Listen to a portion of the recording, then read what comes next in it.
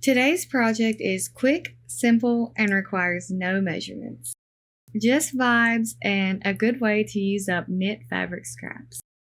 I've always struggled to find uses for knit scraps, but these cord keepers have been perfect because the stretch makes them adjustable for all kinds of cords. In this video, I'll show you two versions, one with Velcro and one using a cam snap kit with cute plastic snaps. So whatever supplies you have on hand, you can make a batch and finally get those tangled cords under control. And maybe faster than I did, because this basket was an absolute situation. The supplies will be listed on the screen for you to screenshot. Let's get started. Like I mentioned, we're mostly going off vibes here. I grabbed a scrap of fabric and one cord from the basket, and then I folded the cord the way I'd store it and used that as a guide for the size. If you're using woven fabric, be a little more precise and add extra length for seam allowance. Since I'm using stretch knit, I just did a rough estimate as it's more forgiving. One important thing to note is make sure the part wrapping around the cord is the stretchy direction of the fabric. That gives you flexibility for larger cords or different ways of folding them. After I guesstimated my size, I just went ahead and cut the fabric, and then I used the first piece as a guide to cut a couple of other pieces. I didn't really worry too much about all of the pieces being the same size or the cut being perfect, because different cords are going to be, require different lengths of fabric. You just want to make sure your fabric pieces are long enough for the various cords you have that you're wanting to tidy up. Once my pieces were cut, I folded them right sides together, keeping the stretch running along the length. I serged the two short ends first, and then I serged the long side, leaving a small opening for turning the fabric. You can definitely use a sewing machine for this part. You'd sew it the same way. Just remember that if you're sewing knit fabric, to use a ballpoint needle. If you're using woven fabric, definitely leave a larger turning gap than I did in the video. This tiny opening works here because knit fabric stretches when you're turning. After trimming the threads and turning the pieces right side out, it was time to add either Velcro or snaps. For the Velcro version, I folded the fabric how I would wrap it around the cord, and I cut the Velcro to fit. Then I separated the two Velcro pieces and positioned them where they would meet when closed. I wasn't really going for perfection here, so I was just kind of eyeballing everything. One at a time, I lined up each Velcro piece in place, and then I sewed them onto the fabric.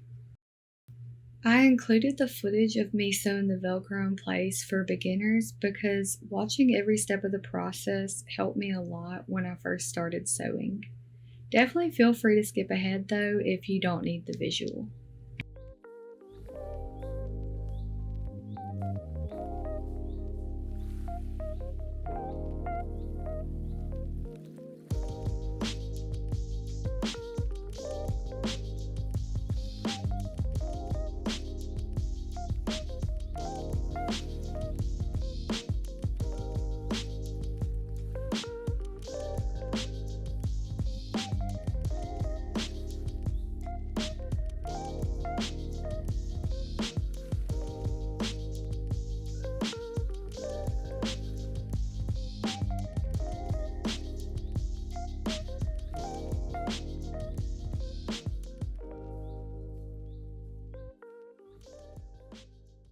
For the snap version, I chose the plastic snap I wanted to use.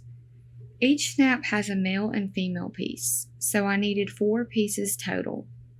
2 outer and then one of each of the male and female pieces. I started by folding the keeper how I would wrap it around the cord to figure out placement. Then I attached each snap piece and used the pliers to press them together.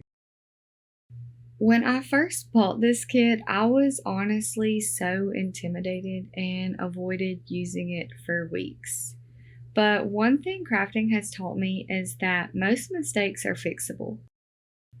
I bring this up because even after snapping multiple clamps correctly, I didn't align one of these perfectly and the clamp wouldn't close. And while it was annoying in the moment, it really wasn't that hard to fix. And I thought it would be the perfect way to show you how to fix that if it happens to you as well.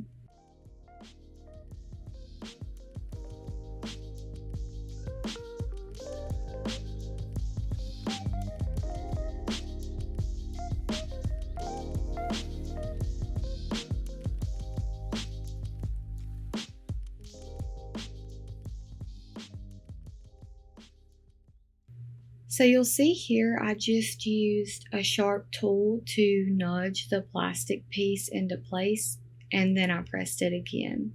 And after that, it worked perfectly. This kind of mistake used to make me procrastinate entire projects.